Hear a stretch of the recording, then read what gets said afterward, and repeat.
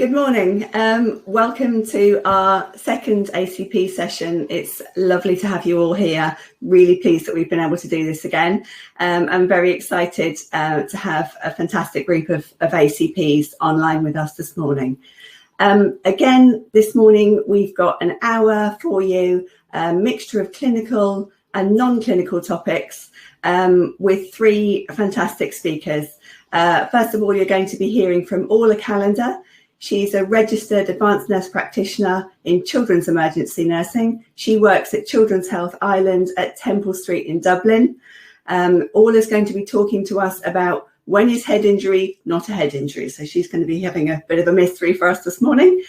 Next, we're going to be hearing from Jo Hodson. She's a consultant neonatal nurse from Bath, and she'll be talking to us about managing neonatal emergencies. Thirdly, we'll be hearing from Jason Pritchard. He's an assistant professor and the course director for children's and young people's nursing, and he's going to talk to us about using case-based discussion to best effect. So for those of us wading through the profile or supervising others on theirs, that's going to be a really useful session. As ever, please use the chat box to ask us questions and to make comments throughout the session. We'll pick up some of those questions during the panel discussion at the end. So we'll hear from our three speakers and then we'll all join you at the end so that you can ask any questions that you'd like to ask via the chat box.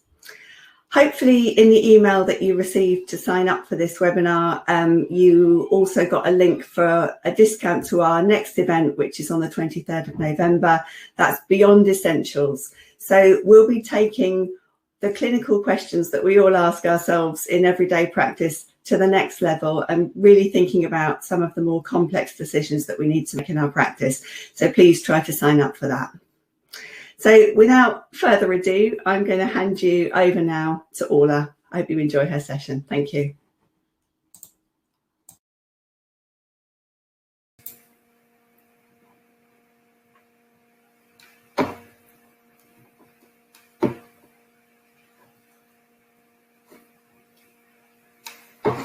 Okay. Good morning, everyone. My name is Orla Callender and I'm an advanced nurse practitioner in Dublin. I'm delighted to be joining you from a cloudy Dublin this morning, and I'm going to tell you a story about a little one that I saw some months ago and the way in which he challenged me. So it's a beautiful morning in May. It's approximately 11 a.m. and the paediatric emergency department where I work is already busy. Just then, a new kid has presented with a head injury and right leg injury. He's been triaged as category 4. His name is Alex and he's a 10-month-old male. Within my role as advanced nurse practitioner, I would regularly look after children with head injuries where I can assess, diagnose, treat and discharge home. A quick scan of his notes led me to believe that he was in fact a minor injury. I therefore went to the waiting room to call him in. I like to form a general impression from the waiting room. Is he sick or is he well? And the child's general appearance and behaviour will give you an answer. Another very important component will be the interaction with the parent and the child, and this can also be started from the waiting room. In this case, he appeared to be happy. He looked alert and active. He was in his mum's arms and his colour was pink. I was able to determine that there was nothing that required immediate management. I introduced myself and I made sure that it was his mother that brought him to the hospital. I now wanted to know more about the fall. What time did it happen? What type of floor did he bang his head off? How was he immediately after the fall? Did he lose and regain consciousness? And how has he been since? So Alex was well up to approximately 20 to 10 that morning. He was playing in the bedroom with his mum. His mum was holding his 2-year-old sister in her arms. He pulled himself up at the side of the bed. He fell back and banged the back of his head off the carpeted floor. Mum brought him downstairs. She felt he was pale and floppy, so she decided to bring him to the hospital. He was no longer pale and floppy, but he was clingy since. His past medical history revealed nothing of significance, as did his social and family history. He had been born at 35 weeks, but he was developing normally and he was able to cruise around furniture. Evaluating a child who is sick or injured can be a challenge and symptoms are often vague. However, a good physical examination is vitally important for the proper evaluation and diagnosis of many injuries. The neurological exam cannot always be performed in the correct order, but certain components must be performed. Careful observations of the child's behaviour will give you a lot of clues and some diagnostic clues, but some areas have to be formally tested. And in infants, they are assessed primarily by observation. We need to use our imagination when we're looking for abnormal or asymmetric signs. So I was assessing his mental status by looking at him playing and his reaction with his mother. I was assessing his cranial nerves and peripheral vision by watching him track and follow bright lights. I was looking at facial symmetry when he cried and smiled. I was looking at him sucking and swallowing. And I was also listening for a strong cry. You can assess motor function by looking at movement of all four limbs, looking at their posture and at head control. So on examination, Alex was interactive and alert. His vital signs were unremarkable and his pupils were equal in reacting to light. He began to cry and fuss when I examined him, but in between he was a smiley, happy baby looking at me. He did become quiet and withdrawn for a few minutes in between times. On palpation of his skull, he'd no marks, bumps or bruises. His anterior fontanelle was soft and flat when he was quiet. He'd no blood or CSF in his ears or nose. He'd no facial asymmetry, and I asked Mum to breastfeed him, and she did feel that his suck was strong. He'd no abnormal posturing, and I was able to put all his joints through a passive range of motion. I hadn't suspected any weakness in his right leg, but when his mother attempted to stand him on the floor, he appeared reluctant to stand or put any weight on it. There was no redness, swelling, no deformity, and definitely no point tenderness. I wanted to check his arms for strength at this stage, and he was old enough that he should be able to reach out and grab objects and put them to the mouth and transfer from one hand to the other.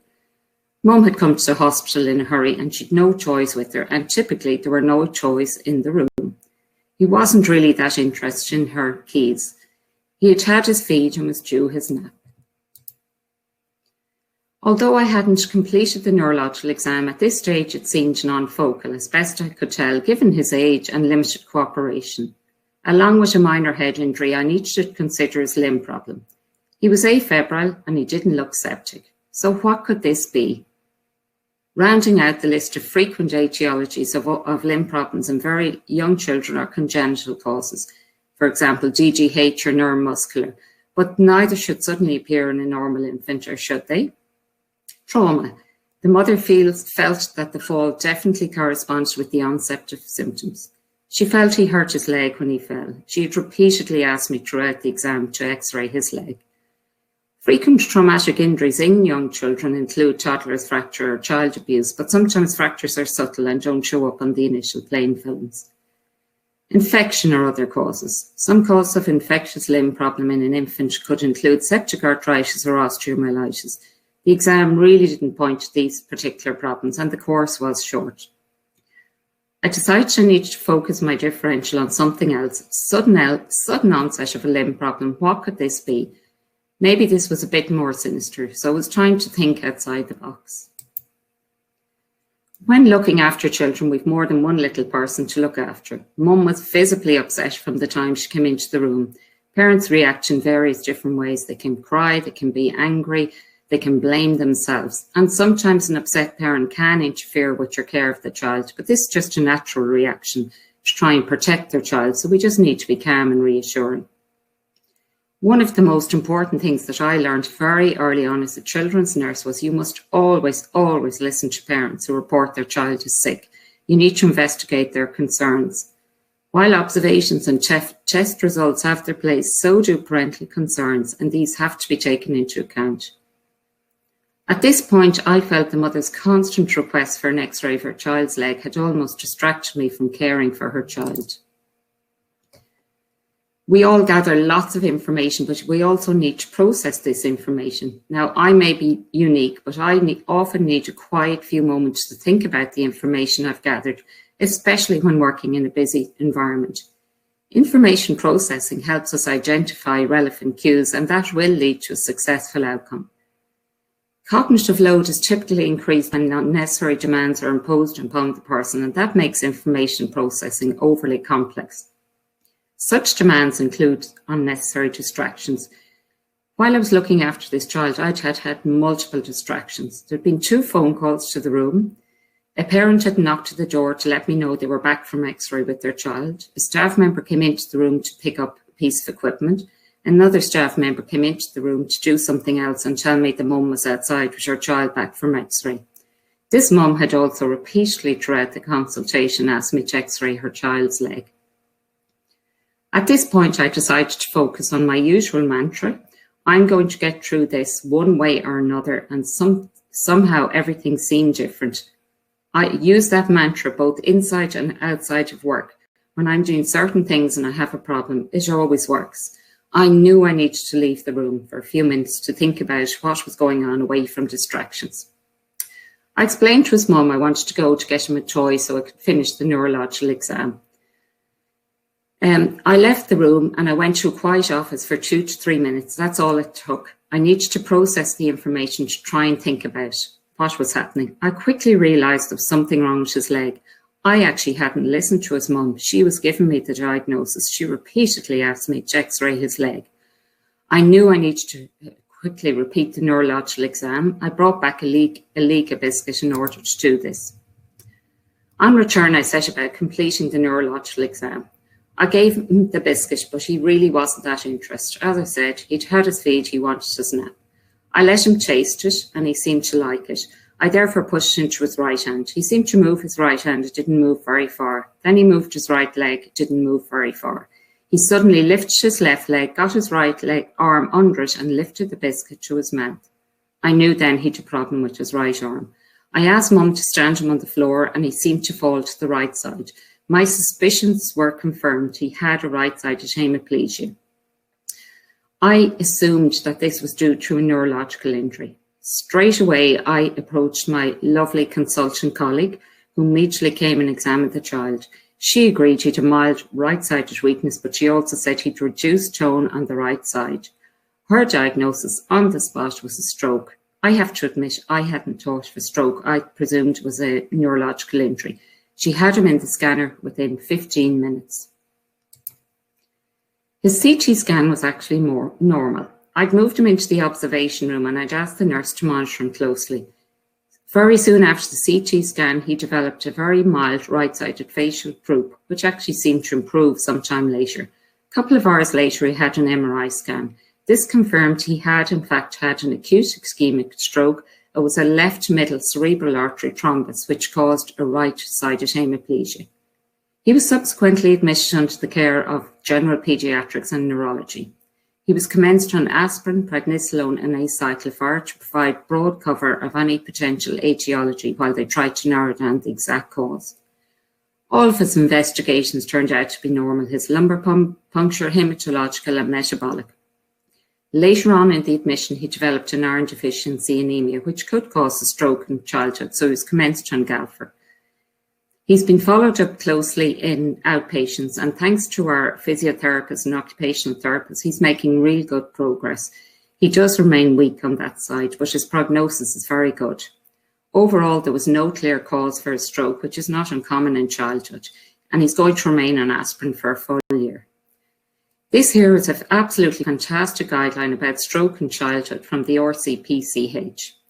While it's not within my scope of practice to see children who've had a stroke, it is very much within my scope of practice to recognise when I need to refer a child on to the medical team.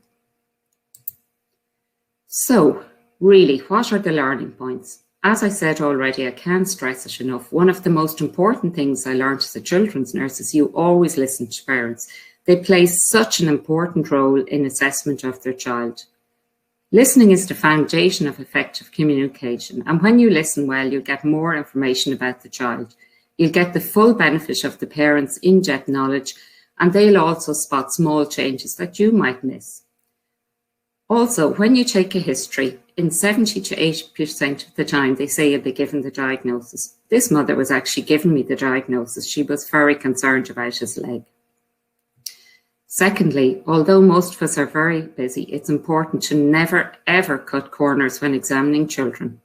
Varying the sequence of the physical examination of young children is important in order to fit their temperament and activity level.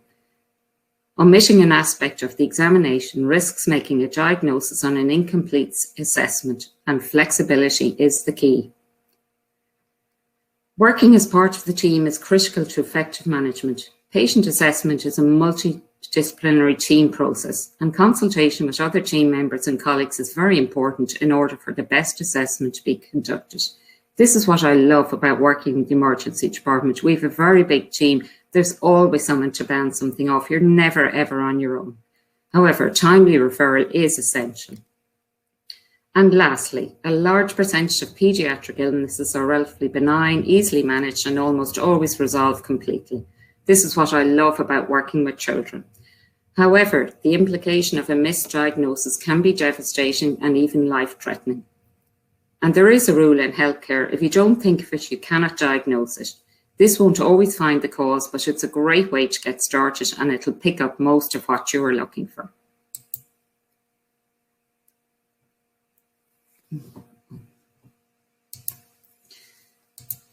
So thank you everyone for listening. We'll have time for questions at the end, and it's over to Jo now.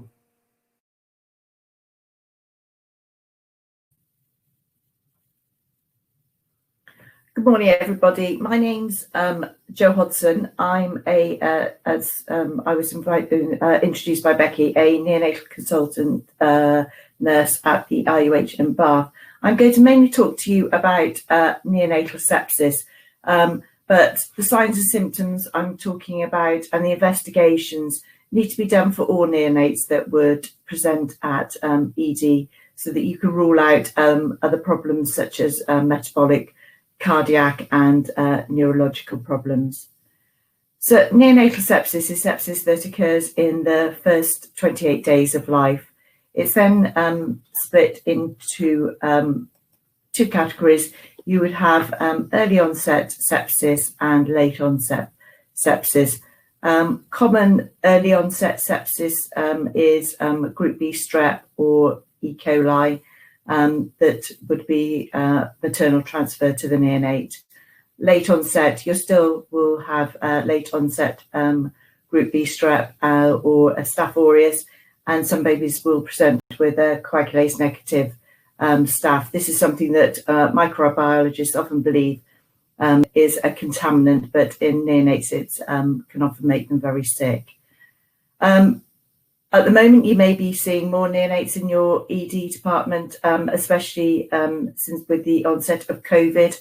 Mothers are going home much quicker at the moment because of visiting restrictions. Each hospital will vary with their visiting allowance, but most are not allowing fathers to spend 24/7 on the postnatal wards. So mothers are wanting to get home to their families much sooner. Midwives also aren't working their normal hours normal working patterns at the moment, and aren't going into the homes as frequently as they were. Babies are having to go to clinics, and it is a more difficult experience for parents. So instead of being picked up by the midwives, these babies are often presenting in ED. We need to remember babies can get sick very, very quickly. I've experienced babies sort of seeing them very well in the morning and unfortunately being dead by the afternoon. It can be a really, really scary experience. But conversely, babies do get better much quicker than adults. So what would you want to know if they did present in your emergency department? We'd want to know sort of how was the mother's pregnancy? How was the delivery? Was there a prolonged rupture of membranes? Prolonged rupture of membranes is classed as generally as longer than 18 hours before the baby is born. How is mum at the moment? How was mum during delivery? Did she have a temperature? Does she have a temperature now? Did she have any infections in the pregnancy? It's really important to ask about group B strep. So often mothers have it during their pregnancy. They get treated, or they get treated in labour, and they think that there will be no transfer, but there can still be transfer of GBS to the baby. It's important to know what gestation the baby is. Premature babies are much more likely to get infections. This can be because mum went into preterm labour because of the infection, or it could be that term babies don't have the reserve. Preterm babies don't have the reserves that a term baby has. It's important to ask about other pregnancies. If this isn't her first pregnancy, how was the previous pregnancy, and did that baby have any problems with septicemia? Because that again is makes this baby at a higher risk of having an infection. Also, as Orla said, it's really important to ask the mother about how the baby is. Has the baby's behaviour changed? Mothers know best, and it is really important to drill this down with the mother, even if the baby is only a few days old, and they may say that they don't know their baby yet, but often they do. Sort of, is the baby if not feeding as well as it was initially? Poor feeding is a sign of sepsis. Is the baby sleepier? It's not normal for a newborn baby to be particularly sleepy. They should be waking for feeds. They should be having wet and dirty nappies. And asking, what were they like in the first few days of a life, and how different are they now? Signs can be very subtle in a neonate as well, and as we know, they can't speak, so they can't tell us how they feel. Often it's a baby may present with apneic or tachypneic episodes. So normal respiratory rate for a newborn baby would be 40 to 60.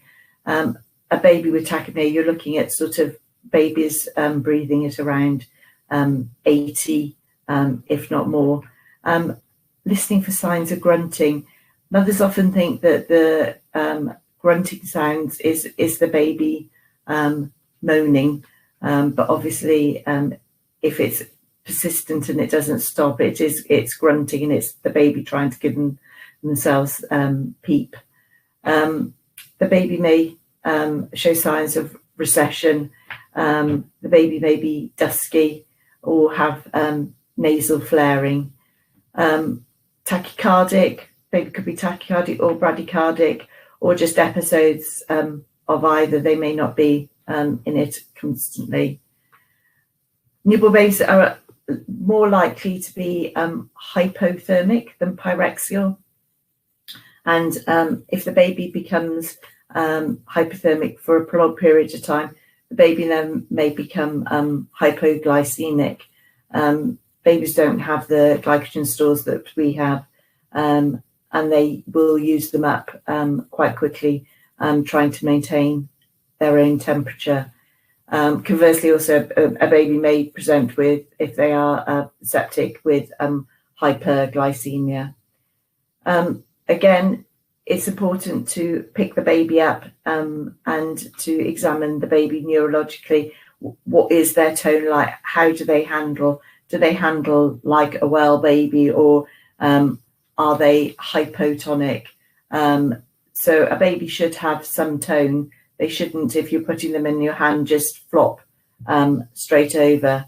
But if a baby is presenting with signs of meningitis, they also might be hypertonic. So you need to ask for signs of, and look for signs of seizures. So again, they can be really subtle. So it can be as subtle as lip smacking, or very gentle rhythmic twitching of their arms and legs. And again, these are often missed because they are so subtle. So it's a good idea to lay a baby down sort of on a resuscitaire and just to watch the baby for a few minutes.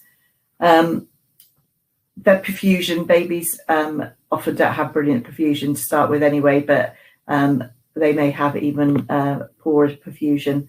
And again, looking for signs of jaundice, looking at their sclera. So again, all babies do become jaundice in the first few days of life. But again, you need to test the jaundice levels and see if the baby has got more than a normal level of jaundice. Again, feeding the fontanelle. The fontanelle should be flat. It shouldn't be sunken or raised.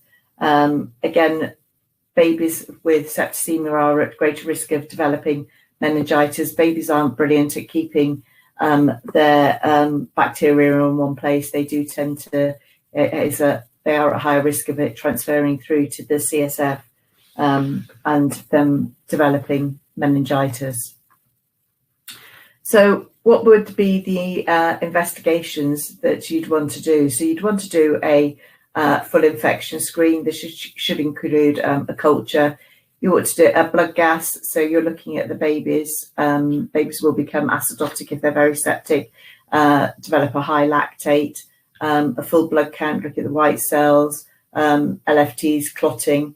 All babies that present in an ED department that you're concerned about sepsis, you should do a lumbar puncture on the baby, looking for bacterial and viral infections. Again, it's really important to get the antibiotics into a baby as soon as possible. There never should be any delay about getting the antibiotics in. And also, you may want to consider giving acyclovir if you can't rule out herpes. Herpes is a really nasty infection in babies again. It's easy to start and it's easy to stop once you have got your PCR results for your CSF to stop the acyclovir. As you're probably all aware, and we all know that babies can be extremely difficult to cannulate, especially if they're cold and shut down. You know, if you can't cannulate, don't delay. Put in an interosseous needle, or if the baby is in the first few days of life, look at an umbilical, the umbilicus, because again, that it's easy to put a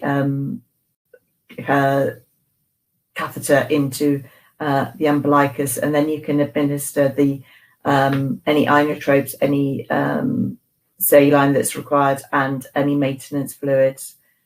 And again, as Orla said, it's really, really important to speak to the parents and update the parents constantly. Most of them will be, obviously won't have left the baby's bedside, cot side, or during this experience. But they often, you know, a few days ago, a few hours ago, they had a really well baby and everything was great. They had a new addition to their family. But suddenly their world is being torn apart, so they will need huge amounts of support. And then it's also important to have the right equipment in your ED department for neonates that may present. I think all departments should have a resuscitaire. They're a great piece of equipment that you can alter the height on. It delivers heat and a light source, and because the sides come up, it makes the baby safe should you need to turn around and do something. Also have hats in your department, because again, babies lose a lot of heat through their head. And also make sure you've got a real variety of masks if you are going to need to give the babies any respiratory support, because sort of babies, as you know, vary in size, and it's important to get, if you're going to give good respiratory support, you need the right size mask. I hope this has been helpful. I'll welcome any questions at the end. I'm now going to pass over to Jason. Thank you very much for listening. Well, thank you very much. My name is Jason Pritchard. I am the course director for an undergraduate children's nursing programme in Coventry. I'm also an ANP, although I haven't been in practice for the last 4 or 5 years as such. And I deliver postgraduate education, both at degree level in terms of paediatric health assessment, and I've written a few modules for ACP pathways of paediatrics. What I want to deliver to you is just a 15-minute overview of case-based discussion. It's a modality and tool that isn't used as widely as it should be within ACP, ANP education in practice with our clinical supervisors. I benefited from it on a one-to-one with my clinical supervisor, and I've also witnessed that it was used within a group session as well, predominantly involving registrars, consultants, and some junior docs, SHOs as well. So I just want to sort of establish a structured approach with you, because you may well have come across this predominantly in terms of assessments within various courses that you've undertaken. And those assessments are established around the world in terms of ACP courses, especially throughout America, and doctorate DN courses as well as in Singapore, where they've used American colleges predominantly to embed that with assessment. And as an assessment, I've found it very valuable in terms of the courses that I've undertaken, but it's much more than that, actually. It's your development tool, a development tool you can use within the practice setting with your clinical supervisor. And as we go through, and there's no slides as such, it's just, I'm afraid, just me talking, we're going to sort of chart how it's structured, but also some of the challenges that you face. Most of those, without a doubt, are going to be time constraints. And, you know, believe me when I say that I don't sort of, I'm not in my ivory tower as such, not understanding the pressures that are upon you all in practice, and time being the biggest. But there are some solutions that you can undertake to overcome that. And certainly those solutions are often found by yourselves, who are the clinicians in practice, either as trainees or as in substantive post-qualified posts. And it's your sharing your practice that has helped others previously. So what is case-based discussion? Now, it's a structured interview, really, conducted by a supervisor and a trainee, a one-to-one, actually in a focused manner. And it's predicated upon actual case reports delivered by the trainee. It has to be formal, it has to be structured. It loses value if it's somewhat of a comfortable chat. Equally, if it becomes too formal, it becomes like a sanctioning process rather than an education tool. It does comprise 3 grading elements. The first one being that through your CBD, it's confirmed your decision making, and it has extended sort of synthesis of the evidence base you're using, your clinical reasoning, and that's seen within your management plan. It stands up to scrutiny, and that's what case-based discussion is about. And through that confirms your practice approach. There's little to learn from what you're doing currently, and that in itself is important, that our practice is benchmarked by our colleagues or by ourselves. That's the first grading element. The second grading element is that through case-based discussion, you've confirmed decision making, but with a limited synthesis of evidence base. And that evidence base could be through local policy, it could be up-to-date research studies, and of course it could be the application of NICE guidelines, which seems to change from area to area and somewhat through clinician to clinician and our supervisors as well. Or it could also be the outcome that is not confirmed your decision making at all. You're missing synthesis, you're missing evidence base, your clinical reasoning isn't as structured and isn't robust as it should be, and your management plan is incorrect within this particular case. And that's your practice then being significantly changed or corrected. All three have benefits. And when I mention that it needs to be structured, there is a sequence, and these CBD sequences are found not internationally, but also very much within deaneries and medical education, and to a certain degree seems to be missing from, let's face it, our roles in terms of predominantly medical roles that we've undertaken in terms of our own patient management and caseload. It starts off with an exploratory discussion, and then there needs to be a making judgments phase, as we've just alluded to. Really important feedback and the way that that's carried out, and then finally recommendations for development. The original exploratory discussion is based upon a case, not pathology. It has to be in context to be more meaningful. So documenting from the beginning of the episode, concise full details of the background, of course going through your either problem-orientated medical record, your clerking, in depth in a pediatric context again. And then the next step is detailing how the information that was used, or how it was used, but how much weighting did you give to certain objective information that you gleaned from, or subjective information that you gleaned from your clerking and indeed your examination. That's key really when discussing with a very experienced, usually consultant or senior SPR. But again, I'd reiterate that the context in which the assessment was made is key to the process in terms of not discussing an illness, but discussing an individual case. And then, of course, we can move on to our management plan investigations. That word I have very much great difficulty saying, specificity and sensitivity of our investigations. And of course, this can applied to any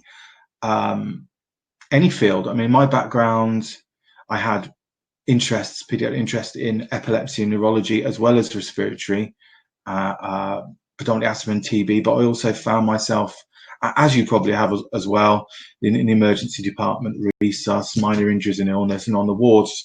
So anything from perhaps the use of anticonvulsant therapy for Rolandic epilepsy on individual cases, and looking at sequencing and episodes of seizure activity and outcomes, to Salter-Harris fractures, and discussing those individual cases with supervisors. So I'm trying to say it's great universality. Some of those exploratory questions are going to be, of course, defining the problem, but how you integrated the information, how you prioritized your options, in terms of your impression, and how you related to that to pediatric pathology in terms of what's common, what's uncommon, what's rare. And also, I haven't got time to talk about, but that heuristic learning, is that what you used? The natural, already inbuilt ways of approaching particular sort of response and stimulus. Perhaps it could be anything, croup, asthma, and those presentations that we just automatically get on and recognize and treat from our learning. Justifying a decision is a huge part of it. How you worked in a team. There are more some lofty things I stated about upholding duties of a clinician and practice ethically, but I think we do that day in, day out. There is that judgment phase, which I've already alluded to, approach confirmed, actual practice, it's modified, or it's significantly changed or corrected. And then there's the feedback stage, which you must have seen this done. I've seen it done time and time again. It's used again within medical education, and that seems to be where there is somewhat of an impasse and a gap at times. You know, the best solution to that would, the wonderful resources that we get from the RCPCH and other colleges are there to see, but sort of a joint education and development, a joint e-portfolio to place these in would be the way forward. But in terms of feedback itself, on a one-to-one basis, you may have eaten the feedback sandwich, which, you know, first of all, positive feedback to the individual. And of course, this is a tool you can use for your trainees and people you supervise. Then some constructive feedback. So really unpicking what happened, and then that positive feedback to end, leaving on, you know, a positive note, reaffirming some of your practice that you've undertaken. And then recommendations for development.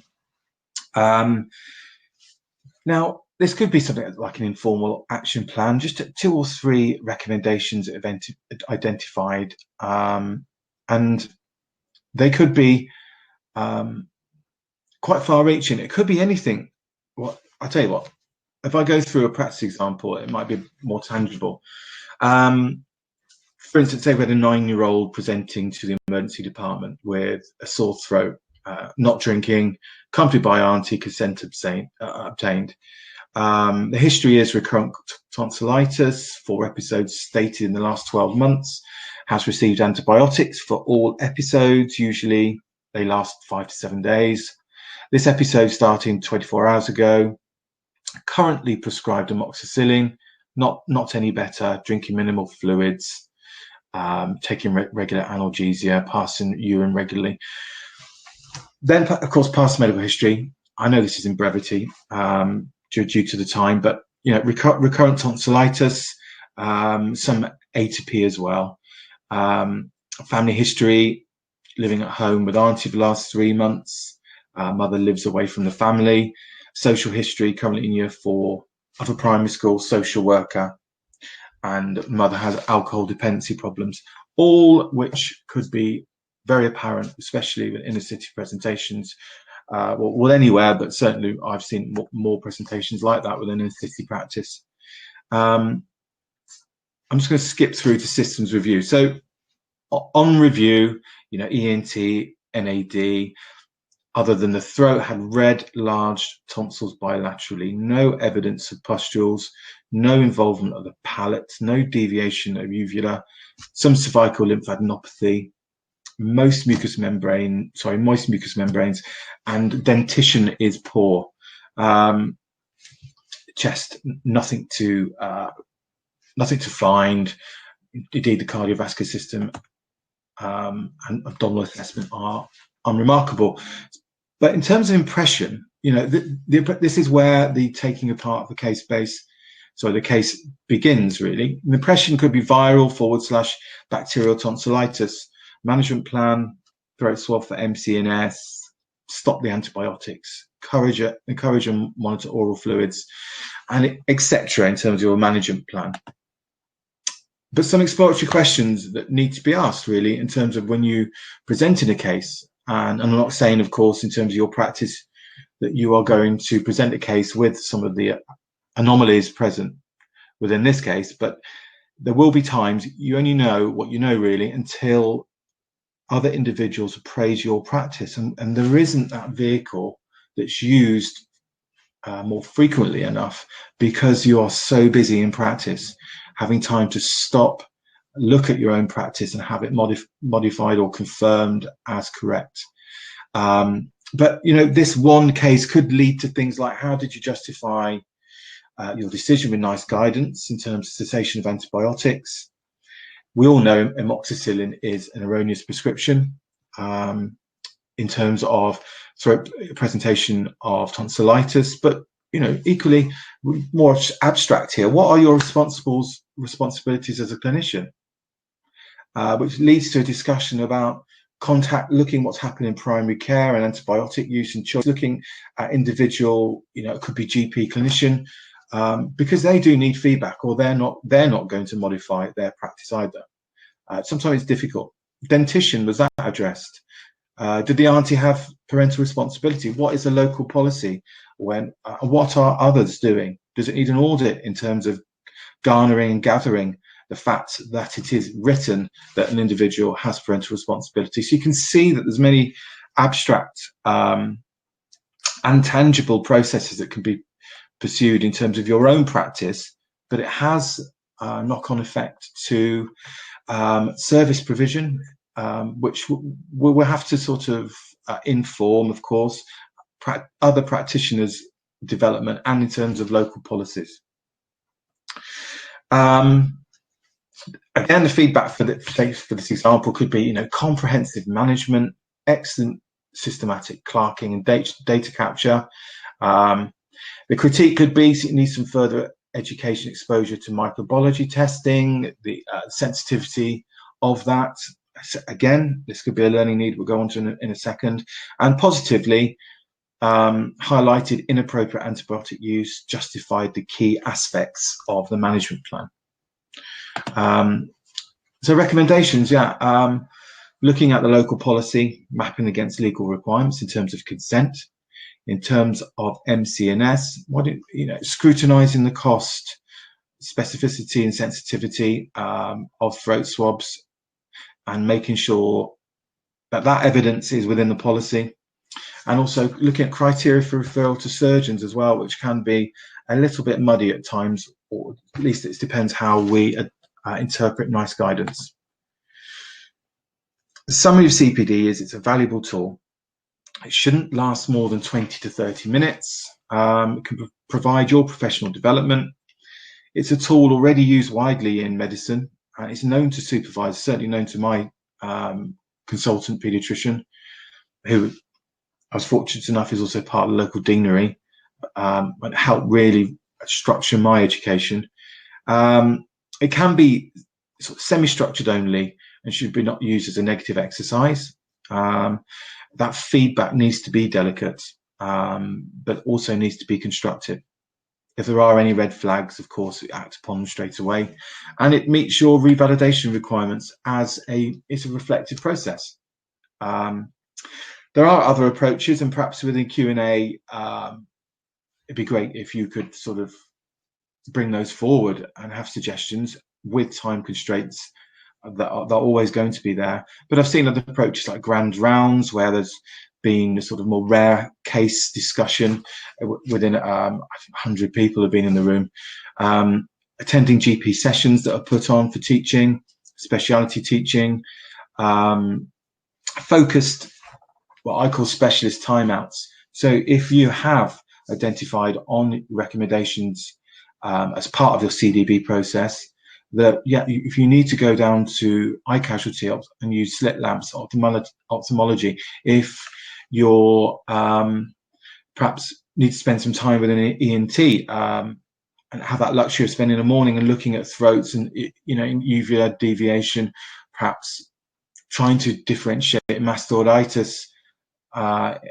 when looking at that, they're invaluable having these throughout sessions. Again, I know this is very difficult for you to do, but that could be some orientation time out to speciality that's agreed with your supervisor, because after all, those supervisors, when they're consultants, as you're probably aware, they have 10 professional activity sessions through the week that they need to complete, and within that is an allocation time for them, for their development and their development of others. Actually, it's part and parcel of the job plan. It could be localized national ACP education groups, online journal clubs, membership of NICE committees as well. All take time, I understand that, but also again advocating for a shared collegiate approach in terms of, could be anything from e-portfolios with our physician colleagues at the RCPCH. But perhaps with a Q&A session, if you could share your approaches, that would be wonderful. Finally, the approach that I made and embedded within an incredibly busy university hospital paediatric unit was lunchtime teaching. Now that moved away from what was traditionally not going to happen really within the nursing establishment, but I saw it happen very much within my the medical colleagues within specialist registrars consultants. So we decided that once a week we would have specialities. Consultant dermatologists would come from other departments, would extend the lunchtime teaching. Where's the carrot? And it started off pretty low key in terms of people from radiology would talk about radiology protection of children, and people from all departments started coming to it, and it was standard room only with an extended lunchtime, and it was incredibly valuable. So there are inventive ways around this, although again I know that you are truly up against it in terms of your workloads currently. But that's where I want to leave my session. Hopefully you can pick up with Q&A in a little, and I'll hand back to Becky. Thank you so much to all of our speakers this morning. I'll just give you a moment so you can all get back online and everyone can see you. Thank you so much. You've really given us an awful lot to think about this morning. Just got a couple of questions that I wanted to put to you that came up. First of all, I particularly liked what you said about just leaving the room for a minute and getting your thoughts together, and then coming back in having kind of understood what was going on for that child. I wonder whether you can talk us through how you use either that or other decision-making strategies when you're feeling things are a bit unclear. Sure. So I think, first of all, in the emergency department, we really have to make decisions quickly. And in order to make a decision, there's a couple of things. First of all, you need to be properly informed. You need to follow your intuition. Don't let stress interfere. That's when I do it occasionally. I get up, I leave the room, I excuse myself to the parents, usually make an excuse where I have to go. I only take 2 or 3 minutes, and it makes a huge difference. In this case, it certainly did help me.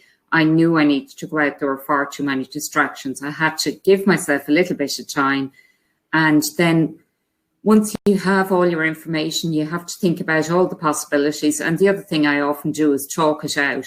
As I said, we have a very big team in the emergency department, loads of people to bounce things off. And sometimes I might know the answer, but I might go out and talk it out with somebody. Mm-hmm. So that's basically how I make my decisions and when I would leave the room, when it's complicated. Yeah, I find that really useful as well. I like to go out and say to people, can I just share my brain with you for a second? Yeah. Get it all out there. Am I going mad, or could this be what's actually happening? So I find that really useful as well. And sometimes I say to the parents, I think I just need to go out and put this all together for a minute and then come back and talk to you again. Yeah. Okay, it's really useful. I'm glad I'm not the only person who does that. Joe, we had a discussion, a question in the chat about the risk of coning in neonates. Is it smaller? What's the answer to that? So yeah, it is very rare in neonates. I have never seen it, and basically it's because the fontanelle is obviously still open in a baby. Obviously, you will occasionally see if the baby's got sort of something like craniosynostosis, or if the baby is a little bit older. But yeah, it is really a really rare complication. Thank you. And Jason, what would be your top tip for anyone who's a trainee preparing for a case-based discussion? What should they do to make sure they get the best out of that? Yeah, without doubt, it's finding an appropriate time and making sure in my experience, your clinical supervisor isn't distracted, and that's solely placed within the part of their PA for that education supervision role that they perform. Otherwise, it really is do not disturb. Have your notes together, focus upon your management plan, and trying to ask questions and justifying if those particular aspects of your management plan actually stand up to scrutiny. So to focus on management plan, do not disturb, and make sure that it's a positive experience. Thank you.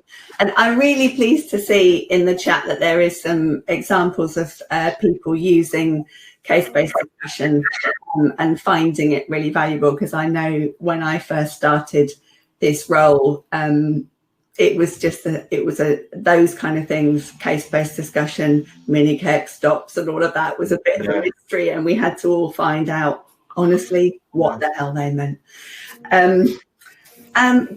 We've got a couple more minutes. Just one other interesting thing that's come up, and any of you can answer this. I guess it'll be easier for the people who are in clinical practice. Are we seeing more particularly small babies coming back as a result of COVID and maybe earlier discharge after delivery, or less support in the community? And what can we do about that? Solve the world in 30 seconds is what I'm asking.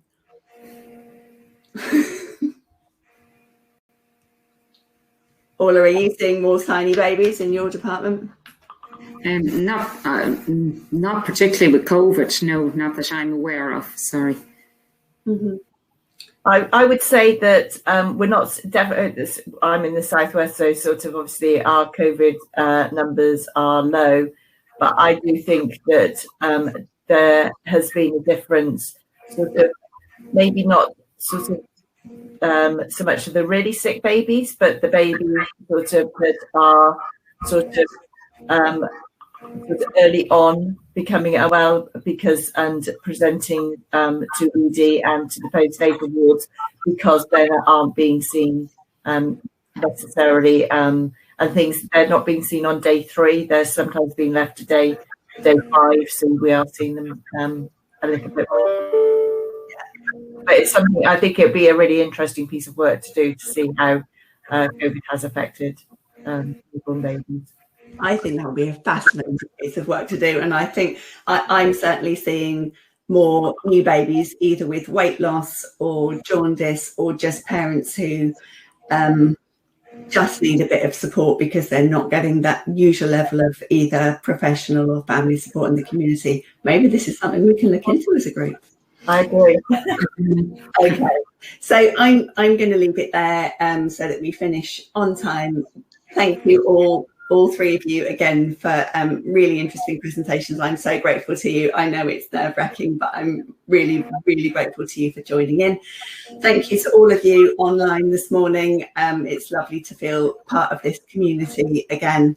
Let's stay connected on Twitter. Please join us for Beyond Essentials if you're available on the 23rd of November. And if not, please join in and watch it back later. We'd love to see you there. Thank you so much. Bye-bye. Thank you, Becky. Bye. Bye. Thank you. Thanks.